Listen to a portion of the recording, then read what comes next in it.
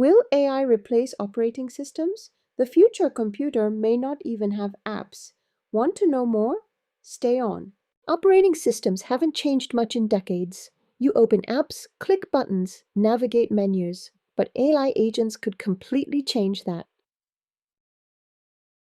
Imagine instead of opening Gmail, Uber, Spotify, Chrome, you just say, "Plan my weekend trip," and the AI books flights, reserves hotels, creates your schedule, messages your friends automatically. That's the shift happening right now, from humans using software to AI using software for humans. In the future, apps may become invisible. The interface won't be buttons, menus, icons. It'll be conversation. Language becomes the operating system.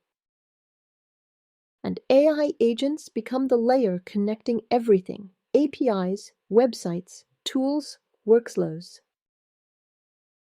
Now, we're still early. Agents still hallucinate, fail tasks, struggle with reliability, but the direction is clear.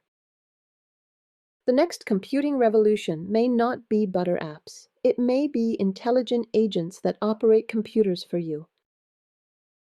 And if that happens, AI may not just change software. It could replace the way we interact with computers entirely.